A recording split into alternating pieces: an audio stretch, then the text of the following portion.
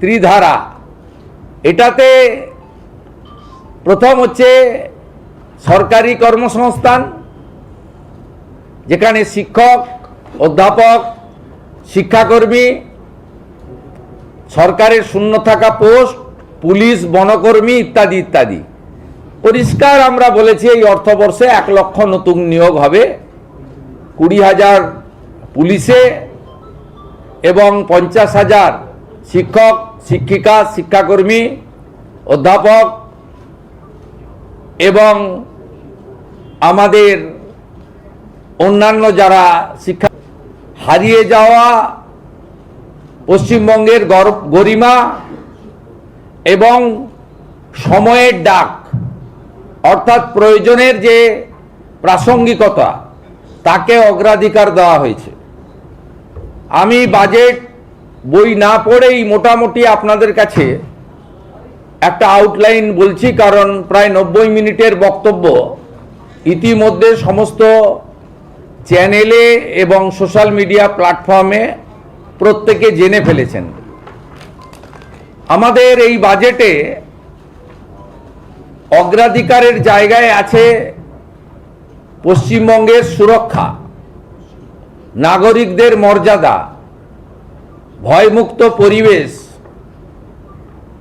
এবং আমাদের যে সংস্কৃতির পুনরুত্থান, সাথে কর্মসংস্থান এবং দুটি বিষয়ে অগ্রাধিকার পেয়েছে শিল্প এবং কৃষক বা কৃষি। তার সঙ্গে আমরা উল্লেখযোগ্যভাবে গুরুত্ব দিয়েছি শিক্ষা এবং স্বাস্থ্যকে। এবং আমাদের এই রাজ্যে যারা সেবাদান করেন, আংশিক সময়ের চুক্তিভিত্তিক বিভিন্ন প্রজেক্টে কর্মরত এবং সর্বোপরি সরকারের সিদ্ধান্ত নীতি কার্যকর করার ক্ষেত্রে যে সরকারি কর্মচারীরা গুরুত্বপূর্ণ ভূমিকা গ্রহণ করেন, তাদের বিষয়ে উল্লেখ করা হয়েছে। রাজ্যে ব্যাপক বিনিয়োগ এবং শৃঙ্খলাকে সুদৃঢ় করা, তোলাবাজি, কাটমানি, সিন্ডিকেট, চাঁদাবাজি বন্ধ করা,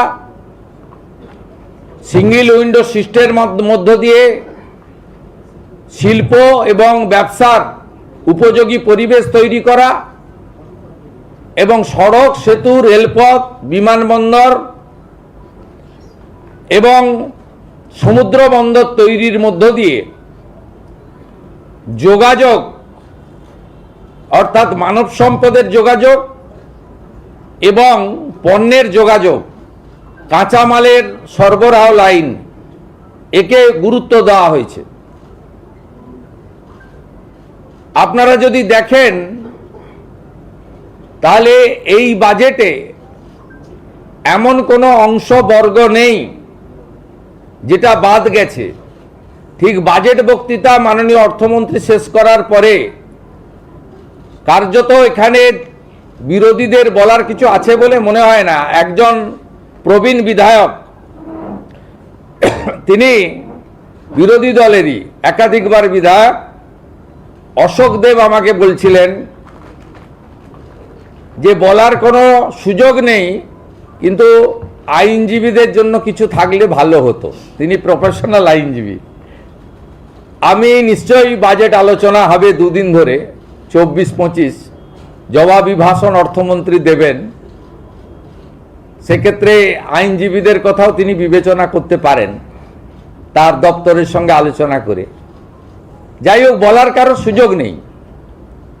আমি এখান থেকে আশ্বস্ত করতে চাই, আমি যে কর্মসংস্থানের 3টে ত্রিফলাই বলা যেতে পারে, এই 3টে দিক আমি অনেক দিন ধরেই বলছি। ত্রিধারা, ফলার বদলে ধারাটাই অ্যাপ্রোপ্রিয়েট, বা ত্রিশক্তি, ত্রিধারা। এটাতে প্রথম হচ্ছে সরকারি কর্মসংস্থান, যেখানে শিক্ষক, অধ্যাপক, শিক্ষাকর্মী, সরকারের শূন্য থাকা পোস্ট, পুলিশ, বনকর্মী ইত্যাদি ইত্যাদি। পরিষ্কার আমরা বলেছি এই অর্থবর্ষে 1 লক্ষ নতুন নিয়োগ হবে, 20,000 পুলিশে এবং 50,000 শিক্ষক, শিক্ষিকা, শিক্ষাকর্মী, অধ্যাপক এবং আমাদের অন্যান্য যারা শিক্ষা প্রতিষ্ঠানকে সেবা দান করেন 50,000-এর কথা বলা হয়েছে। বাকি 30,000-এর ক্ষেত্রে সরকারি অফিসগুলো ডাটা এন্ট্রি অপারেটর চুক্তিভিত্তিক লোকেদের দ্বারা চলছে, সেখানেও যে যে দপ্তরে যেমন যেমন ভ্যাকেন্সি আছে তাকে পূরণ করা হবে। ও সবচেয়ে বড় কথা, বাজেট বক্তৃতায় অর্থমন্ত্রী বলেছেন নিয়োগে কোনো রাজনৈতিক লোক নিয়োগ কমিটিতে থাকছে না, ইউপিএসসিকে ফলো করবে পশ্চিমবঙ্গ সরকার। এবং আজকে যে চাকরির দুর্নীতি হয়েছে সেই দুর্নীতির হাত থেকে আগামী দিনে আগামী প্রজন্ম, বেকার যুবক যুবতীরা রক্ষা পাবে, এটি একটি বড় দিক। ত্রিধারাতে দ্বিতীয় দিক হচ্ছে বেসরকারি শিল্প, তার মধ্যে ফুড প্রসেসিং এবং এমএসএমই আছে, সেখানে ব্যাপক ইনভেস্টমেন্ট। সেই উদ্দেশ্যেই কিন্তু ল্যান্ড সিলিংয়ের পর্যালোচনার কথা বলা হয়েছে। 100 কোটি টাকার বেশি যারা বিনিয়োগ করবেন তারা পঞ্চায়েত বা লোকাল বডিজ কারোর কাছ থেকে কোনো অনুমোদন নিতে হবে না, কারণ এখানে রাজ্য স্তরে চুক্তি হয়, তাদের জমির ব্যবস্থা দেওয়া হয়, তারা ব্যাংক থেকে লোন নেন, ওখানে গিয়ে কেউ প্ল্যান আটকান, কেউ ট্রেড লাইসেন্স আটকান, বলেন তোলা দিতে হবে, আমার লোককে নিতে হবে, ফায়ার লাইসেন্সে করা হয়। এটা এই যে স্থানীয় স্তরে যে হয়রানির শিকার হন সেখান থেকে মুক্তি পাবেন যারা ন্যূনতম 100 কোটি টাকার বেশি বিনিয়োগ করবেন। সবচেয়ে বড় কথা, আগের সরকার শিল্পে ইনসেন্টিভিয়াস তুলে দিয়েছিল, বর্তমান সরকার এই শব্দটি, এই ব্যবস্থাটা ফিরিয়ে আনলো, 5,000 কোটি টাকার প্রভিশন রেখেছে এবং এই 5,000 কোটি টাকা মূলত কর্মসৃষ্টি সংক্রান্ত যারা শিল্প করবেন তাদেরকে ইনসেন্টিভিয়াস দেওয়ার কাজে অগ্রাধিকার দেবে বর্তমান সরকার।